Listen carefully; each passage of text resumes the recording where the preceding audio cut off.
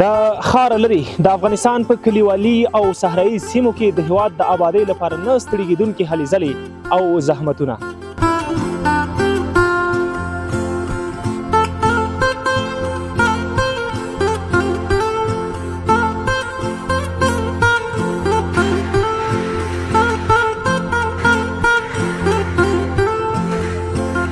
بس دغه یو بس الحمدلله غیبي سره ټول سره ثواب وکړي او بس دغه سوال کوو الله ته پوه شو دې غضب نه خلاص شو اکثر هغه خو خوشحاله خود دی چې بس خرچه ویسو بس توده موده ورته ویسو غوښه مخه ورته ویسو بس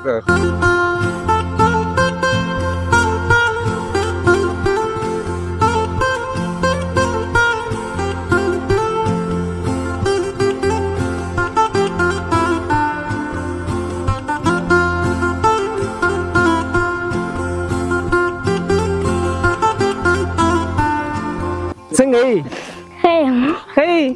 ستړي مه شي امتحان هېر دي دونه ستړي ده ستړي او ډېره که لږه ډېره. فهیم صاحب طبعا په هېوادوالو د سړي زړه خفه کېږي او زړه هم پرې ډېر خفه کېږي تر څومره چې زموږ تر وسه کېږي هغومره ورسره ښه رویه کوو او هغومره دوی دپاره اسانتیا برابرو خو طبعا دغه کارونه ټول چې دي سخت دي.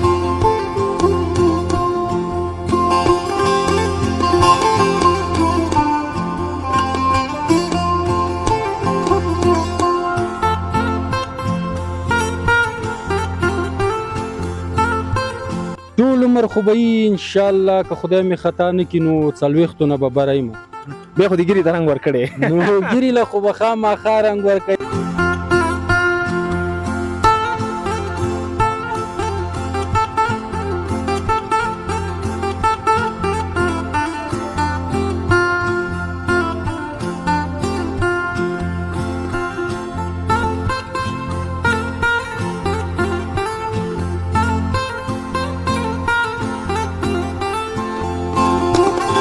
د ښار لري د افغانستان په کلیوالي او صحرایي سیمو کې د هیواد د آبادۍ لپاره نه ستړي کېدونکي هلې ځلې او زحمتونه. د خښتو بټۍ یا د خښتو پخولو کارخانه راغلي یو د کابل د سبز ولسوالۍ ته چېرته چې د هیواد د ښکلا او راتلونکي لپاره ډېرې سختې ګالل کېږي او هیوادوال مو په ډېرو سختو کارونو بوخت دي. د همدغې هیوادوالو منشیانو ټیکهدارانو او ورته برخه کې د مزدورانو سره بېلابېلې خبرې لرو د دوی پر ژوند او کار باندې چې ژوند څنګه تیریږي او کارونه یې څنګه پر مخ روان دي.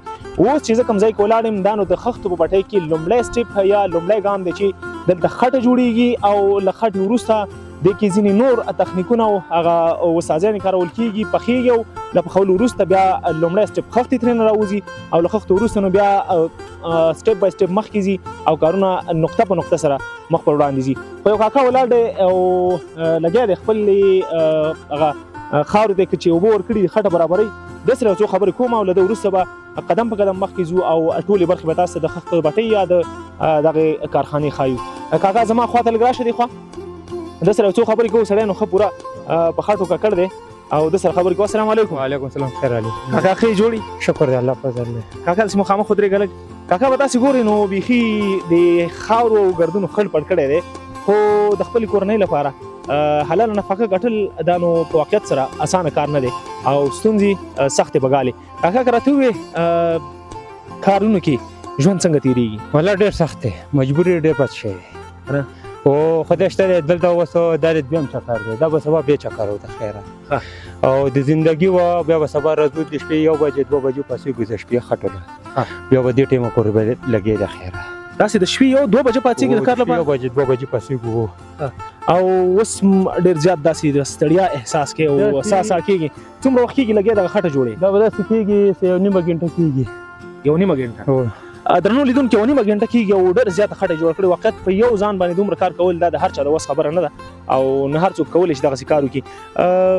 د شپې 1 بجې راپاڅېدلی تر هغې وروسته تر اوسه پورې بیا کوم خوب دمه ممه دې کړي؟ خوب د څو زرو ته برابرې بیا کاټي مې څو ډوډۍ خورې او څو کښېنې یعنې د شپې یوې تر اوسه خوب نشته؟ نشته بس دا روزمره ستاسې همدا کار همدا کار دی بس پوه څومره میاشتې پورې دغه کار کوئ؟ داسې وه نو د بچپن نه پکې رالوی شروع پکې نو د بچپن نه لکه یو سیزن کار چې کوئ څو میاشتې کار کوئ؟ 6 میاشتې سیزن دی.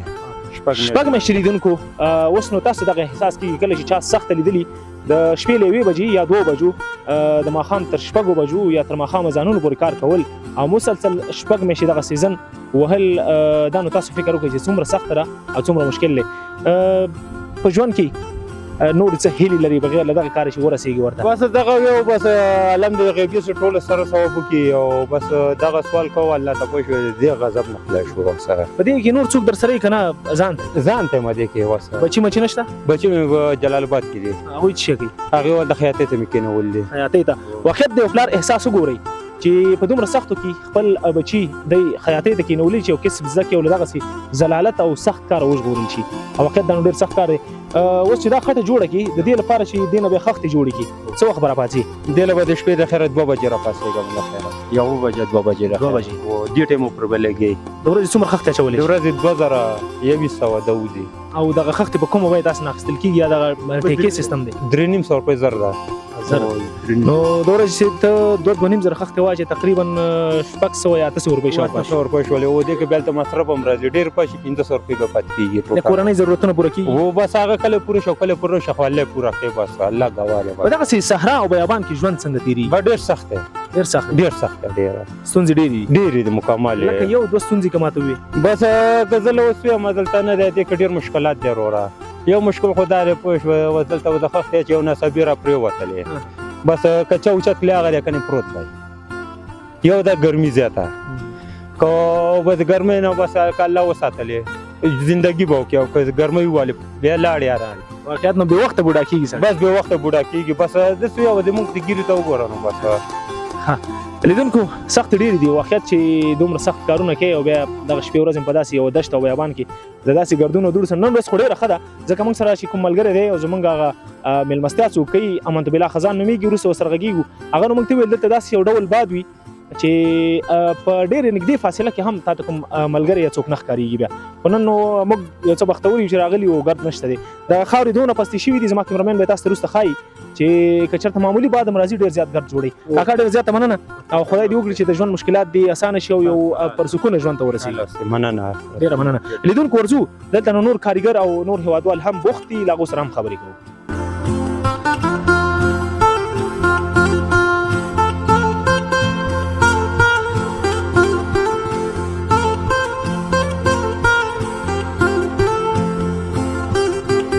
درنو لیدونکو یو کمکی ماشومه او په خړ پر شکل سره لګیا ده دغه خښتې ودرې دې ته ګوړۍ وایي فکر کومه دونه بلدتیانو زه هم لرمه او داسې یو څو خبرې کومه چې دغه کار دې لپاره څومره سخت دی ځکه عمر ډېر کم مګر د ډېر سخت کار سره مخ ده. همدلته ودرېږه ستړي مه شي. څنګه یې؟ ښه یم. ښه یې؟ ستړي مه شي امتحان هېر دي دونه ستړې ده ستړې ډېره که لږه؟ ډېره. ښه دې خوا ګوره چې کیمره کې راشي ښه دې خوا ګوره څومره وخت کېږي کار ته راوتي؟ عمر دي غرمې نه. غرمې نه اوسه پورې لګیا یې؟ ستړي کېږي نه؟ وایي تا خو اوس ویل ستړی یم. خو وستړي چې مخکې نه وم. وستړي شوې که نه؟ او د دې بیا روپۍ درکوي تا ته؟ څو روپۍ درکوي؟ 10.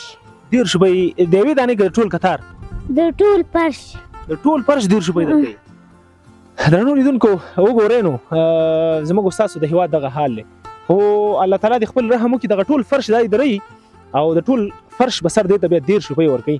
نو زه به هغه چاته یو وړاندیز او یو غوښتنه وکړم څوک چې د دغه ځای مالک دی او څوک چې دغه کارخانه مخ ته وړي لږ د دغه خلکو سره له صله رحمۍ کار واخلئ او له زړه دردۍ کار واخلئ ځکه ډېر کمکي ماشومان راغلي او د دوی آینده نو که د دغسې کارونو سره تر پایه پاتې کېږي ډېره خرابه آینده وي او ډېر له مشکلاتو سره به مخ کېږي ځکه دوی نه هېڅ تعلیم شته نه زده کړې شته نه ارامه ژوند شته په دې ماشومتوب کې دوی د مجبوریته لګیا دي کارونه کوي. ته لږ راوړاندې شه دې خوا پلار دې سره کار ته راځي؟ او څو نفر راځئ؟ 2 نفر. پلار دې او بل څوک یي؟ پلار مې یو ځای یم. یو ته یې بس ورونه دې نشته؟ ولې نشته دی؟ شته دی؟ ښه او پلار چې کار کوي پلار دې د شپې ستړی؟ ډېر ستړی؟ ته بې خفه کېږي؟ او ته چې ورسره کار کوې د شپې چې بیا خوب درځي بدن دې درد نه کوي؟ ولې نه؟ کوي یا بس ښه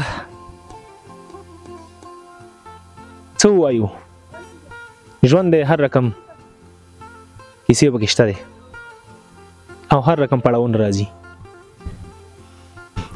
ښه ته به راته دا ووایې د چا او ډوډۍ دمه چې کوئ ډوډۍ کې هغه خوند دی چې کوم چې په ارامه ژوند کې نه نه یې که نه ډېره ستړي. ښه اوس داسې دې کیمرې ته وګوره او زموږ استازو هغه هېوادوال او هغه مشران چې پیسې ډېرې لري ارامه ژوند لري څه ترېنه غواړي ته ووایې چې هغوی باید ستاسو لپاره څه وکړي ارامه ژوند برابر کړي او که نه پلار ته یې څه کار برابر کړي چې تاسو ښه ژوند ولرئ ته دې کار کوه ماشومه نو بیخي حالات یې داسې ژړغوني شول او ماته هم بیخي درد راواسته ته خپل کار کوه موږ درنه ځو لیدونکو ورځو نور ملګرو ته دلته نو واقعیت سره سخت شته دی او واقعیت سره درد شته دی واقعیت سره مشکلات شته خو خدای دې زموږ او ستاسې په ټولو هېوادوالو باندې رحم وکړي او دغه چارې دې الله تعالی موږ او تاسو ته اسانه کړي ورځو نورو ملګرو ته الله موږ سره اوسئ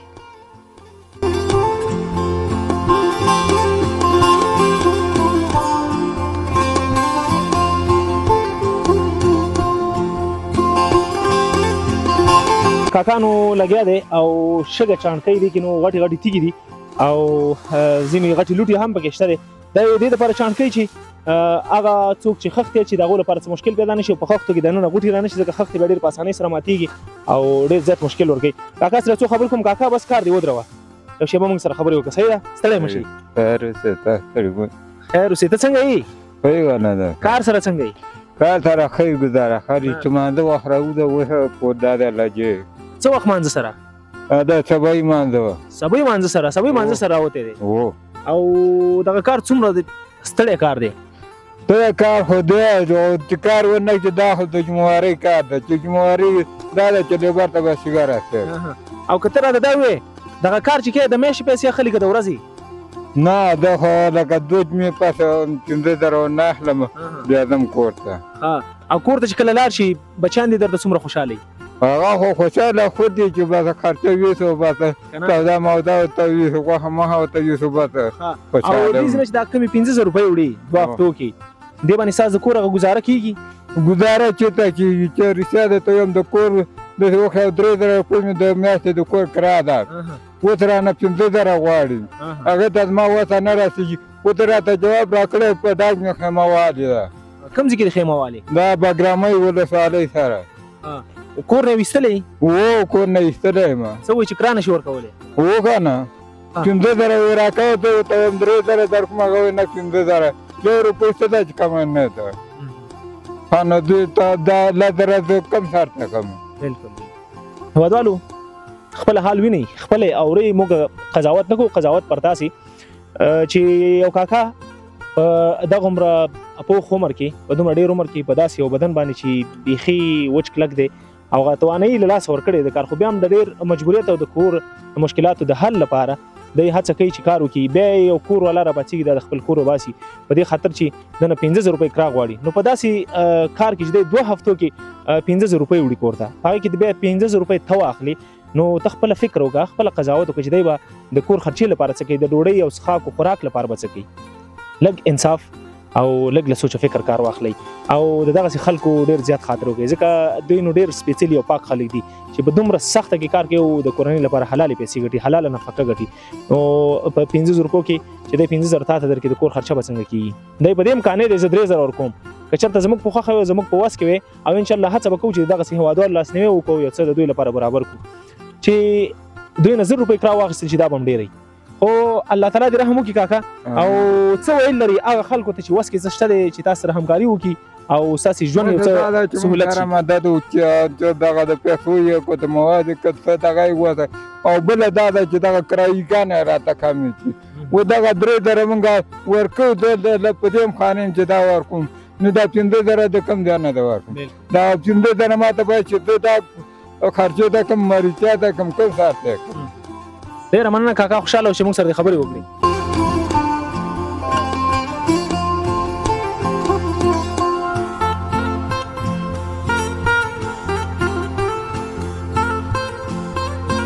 خان نو لګیا زه چې ورته خان وایم وجه دا دی چې دلته خولۍ ورته لیکلي دي خان او واقعیت سره دا خان دی د خپل ژوند چې دغسې ستړیاوې ګالي او د خپلې کورنۍ لپاره یو څه پیسې ګټي دلته نو بعد هم د اختان راته بار بار جړی نو مجبور یو چې جوړې کړو خو دې خان سره یو څو خبرې کومه او دی هم د پټۍ په کار کې یو سټپ دی چې دغه خښتې چې تاسو ولیدلې ډېرې ښایسته خښتې واچولې او دغسې نو دی د ورځې په جریان کې لګیا دغه خښتې ورپسې شاته ماشومان او د کورنۍ غړي چې تاسې به لیدلي وي او ورسره به بلد دی دغه برخې سره هغوی پسې درې بیا وچیږي او بیا یې اسونو والا وړي دننه بټۍ ته ولده بیا پخیږي نور کسان هم شته او په دغه کارخانه کې په دغه شرکت کې نو ډېر زیات خلک لګیا دي کار کې د کار یو څه زمینه برابره ده خو دغه زمینه سازي نو د دوی لپاره ډېره سخته ده ځکه چې په داسې صحرایي سیمو کې او په دغسې بادیزو علاقو کې چې باد پکې ډېر تیز لګېږي ګردونه پکې ډېر زیات وي نن نو ښه ورځ مخکې مې یادونه کړې ده چې دوړه ډېره نشته دی او دغه خانان نو خپلې ځوانۍ دغلته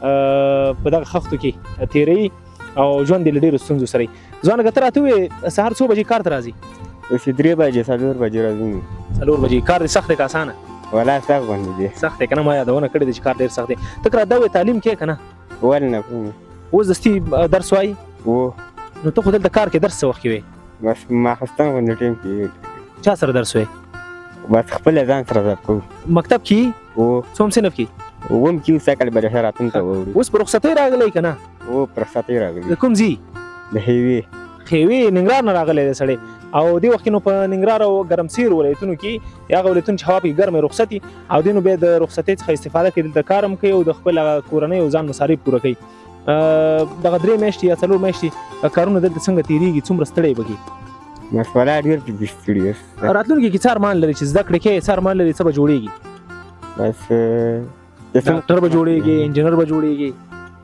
معلم غوندې معلم یې هوسا جوړېدل غواړي او غواړي د هېواد بچیان له راتلونکو سختۍ وژغوري له دغسې مزدورۍ او کارونو یې وژغوري نو خدای دې وکړي چې ته معلم شي او زموږ هېوادوال نو داسې وروزي داسې راتلونکي ماشومان وروزي چې دغسې کارونو ته مجبور نه شي هڅه خو به کوې که نه او درس په ښه صحیح ورکړې خپله اوس درسونه څنګه وي څومره نمره بس 8مه یم 8مه نمره او اوس چې بېرته کله ننګرهار ته ځي په هغه ورځ به څومره خوشحاله سل په سل کې خوشحاله سل په سل کې به سړی خوشحاله دونه څومره تعدید ده ورته دښته ډېره تعدید ده سخته ډېره تعدید ځکه دې کارونه سخت ستړی کړی دی او دا واقعیت د په اصطلاح سره د ځواني مرګۍ کار دی ځواني وژني دومره سخت کار دی نو تا له کاره نه وباسم نور ته دې خپل کار وکړه او خدای دې وکړي چې په راتلونکي کې یو ښه استاد جوړ شي او خپل هېوادوال ښه وروزي او له دغسې مشکلاتو ته هم خلاص شي او نور هېوادوال هم ډېره ډېره مننه ښې چارې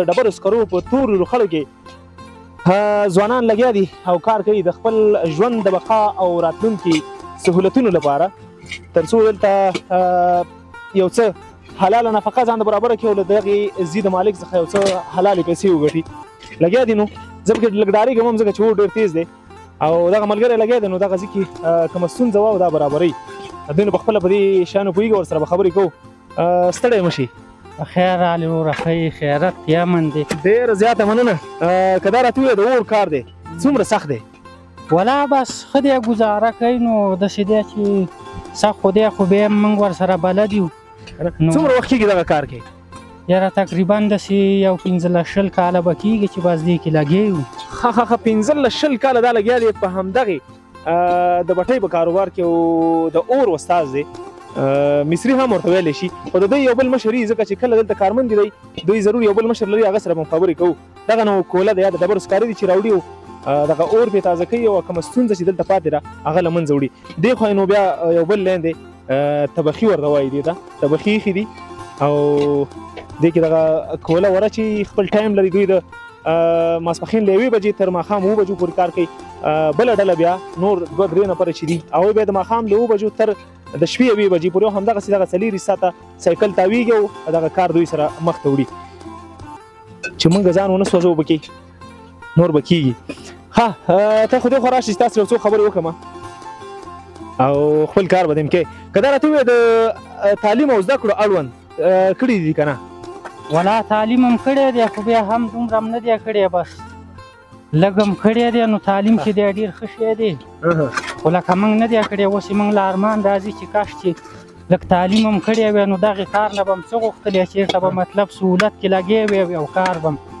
مطلب مخ به وړاندې وړلی په دې کار کې د کله داسې افسوس کړی دی چې خدای هغه به کوم وخت زه د دې کار نه خلاص شم ولا دا کار چې دی دا خو بس ټول عمر داسې دی چې سړی به افسوس کوي چې کاش چې دغه کار ما نه کول او بل داسې یو سهولت کې کار وي او بس مطلب پکې لګی وي او کار مې لکه په ژوند کې کم کار دی ډېر خوښ دی چې دا کار نه وي او زه په هغه کار کې اوس ستا د خوښې وړ کار ولا چې باز داسې دی چې باز د سړي خپل کار روزګار او مطلب د خپلې خوښې او پکې لګی که نه نو باز دغه کار چې دی باز ډېر ښه کار دی. بل مهمه خبره دا ده چې تعلیم چې دی مطلب باید چې هر سړی تعلیم وکړي.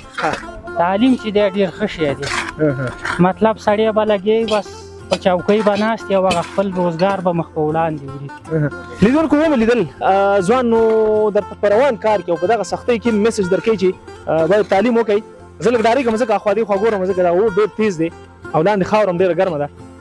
ملګری نو بار بار دغه میسج ورکوي چې باید تعلیم وکړو، تعلیم ډېر ښه شی دی او ما ته ډېر زیات افسوس راځي چې ما تعلیم په روان لار کې پرېښی دی او اوس نو په دغسې سختیو کې اخته یم او دغه کار کوم او همیش به افسوس وکړي چې دغسې ستونزمن کار کې لګیږي. د دې چې دغه خاوره هم دومره ګرمه ده که چېرته خپې ته در ورسېږي نو خوا درته سوځي او پولی کېږي نو بیا دې د همیش او تلپاتې ستونزو سره مخ کوي.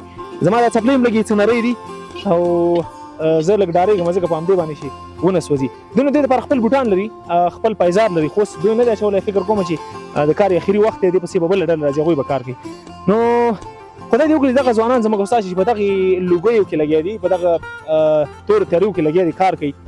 دا نو د شپې او د ورځې 4 ساعته دوی لګیا خپل ګروپونه لري او ډیپټي ورته وایي خپل بدلېږي را بدلېږي سره له دغه مشکلاتو خلاص شي، له دغه ستونزو خلاص شي، پر سکون ژوند ته ورسېږي او داسې کارخانې داسې تولیدي شرکتونه مو په هېواد کې جوړ شي چې دوی پکې خوشحاله وي او د دوی د ژوند هغه چارې پکې ښې سمبال شي کوم چې دوی ارمان لري. ورڅو د دې کار د اور کار چې ورته ویلی شي د دې له مصري سره هم څو خبرې کوو د دوی پر ژوند او کار باندې او د دوی د ژوند پر اړتیاو او ضرورتونو پوره کېدو باندې چې دغه کار کې د دوی ضرورتونه پوره کېږي یا نه پوره کېږي.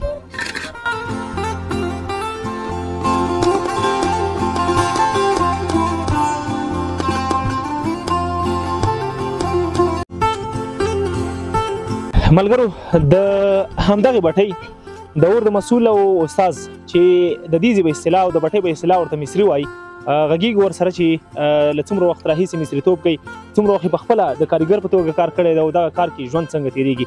ستړی مه شئ.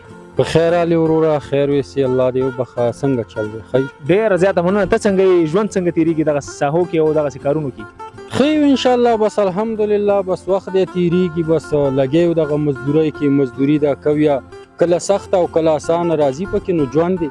که دا راته وې د کارګر په توګه د خپله څومره وخت کار کړی، اوس خو د استاذ په توګه ځکه چې ستاسې کارګرو سره موږ وغږېدلو، نورو دلته که اړوند مسؤلینو سره وغږېدلو، خپله د کار او د مزدور په توګه څومره وخت کار کړی؟ یاره خپله مې وروره د مزدور او د کارګر په توګه بس داسې ووایه چې یو 15-20 کاله به مې دا د کارګر په توګه دا کار کړی او اوس دغه داسې ووایه چې یو 10 کاله خواوشا به کېږي چې خپله بس استاذۍ له راوتې وي انشاءالله او لګیو بس دغه کار دی، خپل محنت دی کوي پکې، بس انشاءالله څه ستونزه پکې نه راځي. ټول عمر دې څومره دی؟ ټول عمر خو به یي انشاءالله که خدای مې خطا نه کړي نو 40 نه به بری یم. بیا خو دې ګیرې ته رنګ ورکړی نو ګیرې له خو به خامخا رنګ ورکړی، یو خو پردی مزدوري شي، بله خبره دا ده چې دلته وروره ګیره دې سپینه بیا در باندې څوک مزدوري هم داسې خاص نه کوي او افغانستان خو دغسې د سختو د دغې سره عادت وطن دی، مزدوریان یې پکې نشته دی، نو دغه مزدوریان چې دي دا هم ډېرې سختې دي او نن سبا چې څوک سپینګیري په هغو څوک کار هم نه کوي. دوه ګټې د ګیرې په تورولو کې، یو دا چې څوک مزدوري نه کوي یا نه درکوي نو مجبور چې ته ورته ګیره تور کړي بیا به کار درکوي، او بله دا چې ما ته ځوان ښکاره شو، ټولنې ته ځوان ښکاري، ځکه دوی ویل چې 20 کاله مې د شاګردۍ کېږي یا دغه کار کې د کارګر په توګه او 10 کاله د استاذي وي، مال چې ټول عمر به یې څومره، ځکه دا خو به حتما 15-14 کلنۍ کې کار ته هم راوتی. اوس که دا راته وې څومره نفر د سره کار کوي او دغه کار کې تر څومره خوشحاله دي او تر څومره تنګ دي؟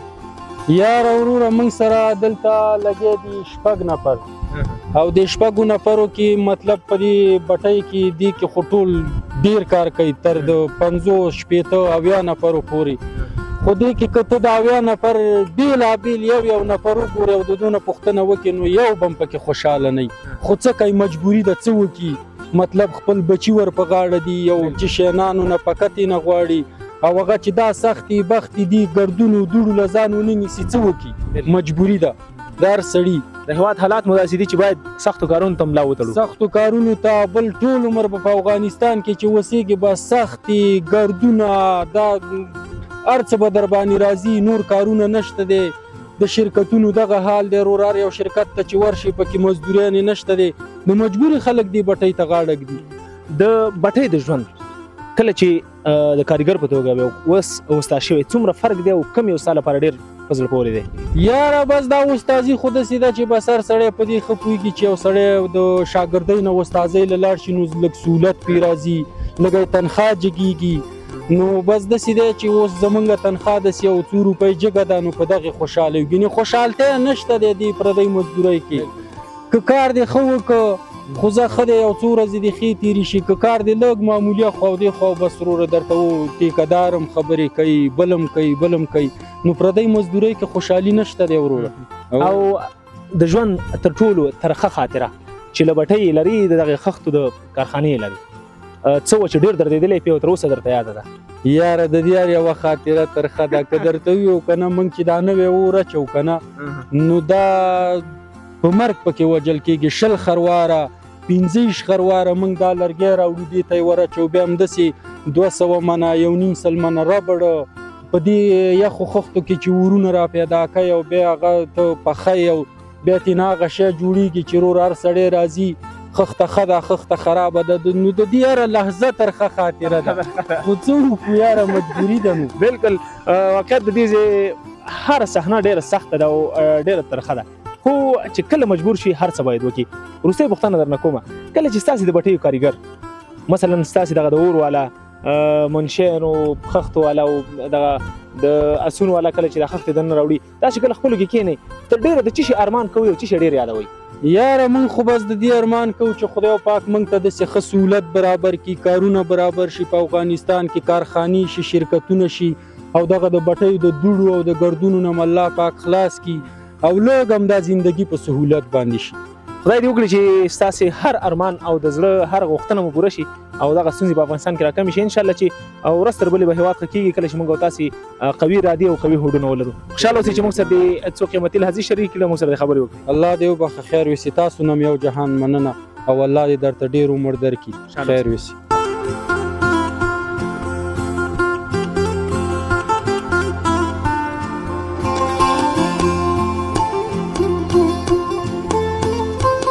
سلام علیکم. سلام علیکم برادر، خوب هستین؟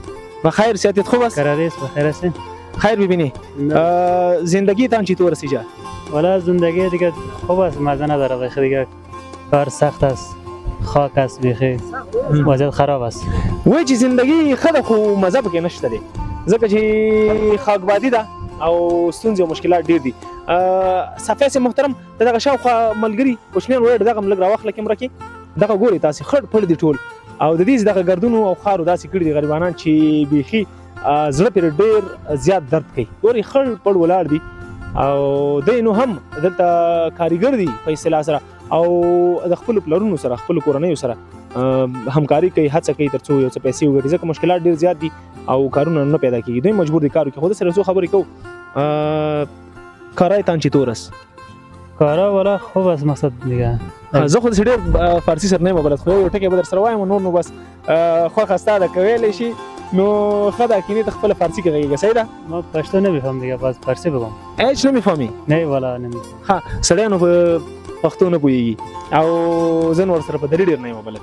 خو خیر دوی د خپل کار کوي او هغه ملګری مو ښایي ورته صافی صاحب هغه نو لاسګاډی رابار کړی دی.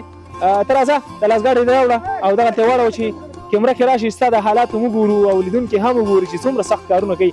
په هېواد کې نو هر رقم سختې ورځې شپې شته، سخت کارونه شته دی او هڅه وکړئ چې د ژوند په هر حالت باندې شکر وباسئ او شکرګزار اوسئ. دغه ملګري نو لګیا دي دغه خامې خښتې پټۍ د باران او نورو ستونزو څخه د بچ کېدو په خاطر.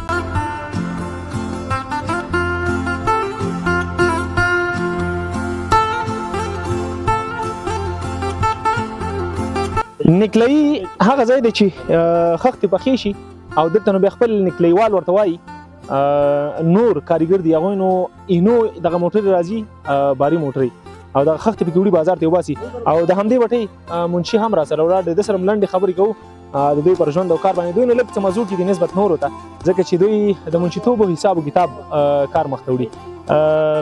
لومړی خو درته ستړي شي او ښه راغلاست وایم او بیا به درته ځان په خپله معرفي کړئ تر څو لیدونکي هم له تاسو سره بلد شي. ډېره مننه فهیم صاحب د تاسو نه چې راغلی او دغلته د دې دردېدلي ملت دغه اواز تر خلکو رسوئ. زما نوم چې دی منتب الله خزان دی او د ننګرهار ولایت اوسېدونکی یم او دغلته د منشیتوب په دنده باندې ګمارل شوی یم. دغلته د منشیتوب دنده پر مخ وړم.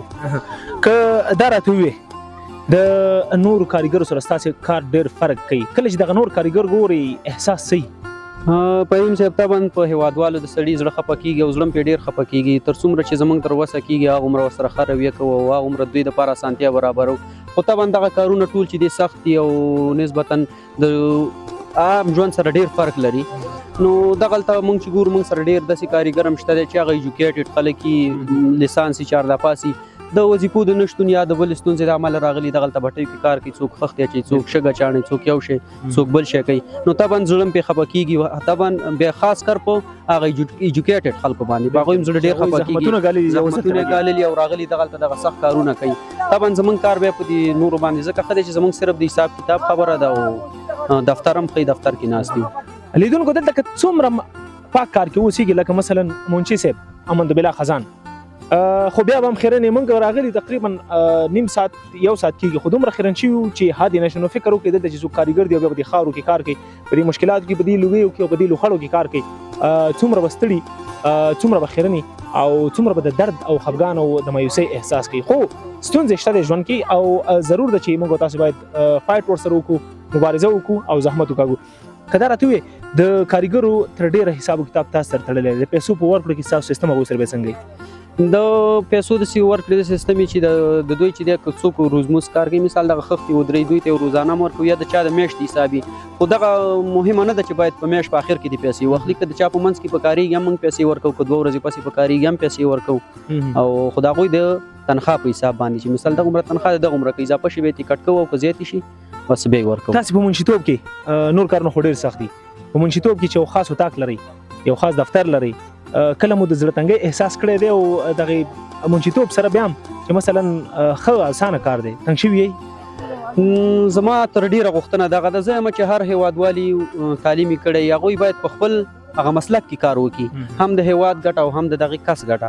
نو زمونږ هم طبعا بعضې وخت هم داسې سوچ ذهن ته راځي چې باید موږ په خپل مسلک کې کار کړی وي، موږ هم تعلیم کړی. دغلته دا نور خلک ګوري دوی بل دا داسې یو تنها ځای کله په دفتر کې ځان ته یې سړی د زړه تنګون احساس کوي. کار الحمدلله ښه دی، خو بیا هم که هغه خپل مسلک کار یې هغه به ډېر ښه وي په دې باندې. که دا راته ووایې دا پوښتنه له تا شخصي ده، مسلک دی بیل دی، راغلی په یو صحراییزه سیمه کې لګیا یو د بټۍ منشیتوب کې، دغسې سخت هم ګوري، هیوادوال هم ګوري، ډېر ځورېدلي او کړېدلي هیوادوال ګوري. تر ډېره د څه شي ارمان کې په ژوند کې د غټ ارمان او غټ سوچ فکر څه ته دی؟ غټ فکر سوچ مې دا دی زه یم چې دغه ټول هیوادوال په سهولت ژوند وکړي. دغې تعلیم یافته خلک کوم چې زه دلته ګورم او ډېر زیات مې پرې زړه دردېږي، دغو ته باید تعلیم چې دوی کړی دوی ته باید په هغه مسلک کې دوی ته وظیفې پیدا شي. دغه نور هلکان دي داسې یو کارخانې فکټري داسې جوړې شي چې دوی پکې کار وکړي. او طبعا په هیوادوالو باندې زړه ارمان مې دغه دی، دغه هیله مې ده چې دغه هیوادوال په ارامه سره ژوند وکړي. ډېره زیاته مننه خزان صاحب، خبرې خو ډېرې دي خو خپرونه به پای ته رسو او له تا څخه ډېره مننه ستا د کاریګرو دلته د شته او مصروفه خلکو ډېره مننه چې موږ ته مو وخت راکړه په دغسې سختو حالاتو کې، په دغسې ستړو حالاتو کې او موږ ته حاضر شوئ، خپلې قیمتي شیبې مو له موږ سره شریکې کړي. له تاسو نه مننه، زه فهیم صاحب او ستاسو د دې ملګرو د ستاسو د ټول پرسونل نه مننه چې دغه خړو خاورو ته راغلی او د دغې دردېدلي ملت دغه خاورو خړ خلک د دغه غږ هم تر چارواکو یا تر نورو خلکو رسوئ. ډېره زیاته مننه. کور ودان درنو لیدونکو، دغه نو مخکې مې درته ویلي نکلۍ وه او خښتې چې ټول کاله به وځي تر دې ځایه رارسي دلته، نو بیا موټرو ته باریږي، خو اوس موټر نشته ځکه وخت ماښام دی، ناوخته دی. موږ هم یو څه ځنډ سره راغلو او دلته نو ډېرې زیاتې موټرې باریږي، دغه موټرو چاپونه شته دي. دغه خښتې وځي بازار ته او بازار کې بېبین ښکلې ودانۍ او بلډینګونه جوړېږي د هېواد د ښکلا او ځلا لپاره، او همدا ډول په نورو زیاتو کارونو کې هم کارول کېږي. نو دغه د بټۍ ژوند و چې له خښتو مو رانیولی او تر دې چې خښتې پخې شي او بېرته بیا وځي بازار ته ځي، درته مو دغه ټولې صحنې وښودلې. نو وروستیو کې مخه به له بره ځایه کوو دغه ټول اگر چاپېره ماحول او چاپېریال به درته د دې بټۍ او د دغه سیمې ښایو، بیا به نو سره موږ او تاسې اجازت اخلو.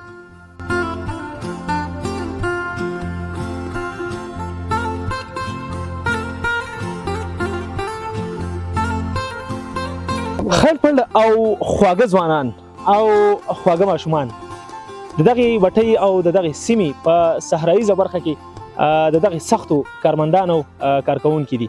ځوانان هم کار کوي، مشران هم کار کوي او کوچني ماشومان هم کار کوي. ومو لیدل چې د خښتو او خټې له جوړولو تر دې چې خښتې پخېږي او دغه فیکټرۍ کې د دې لپاره برابرېږي چې تر څو په بلډینګ او ساختمانونو کې وکارول شي. نو سختې ورځې شپې په هر انسان راتلونکي دي او په هر شخص راتلونکي دي.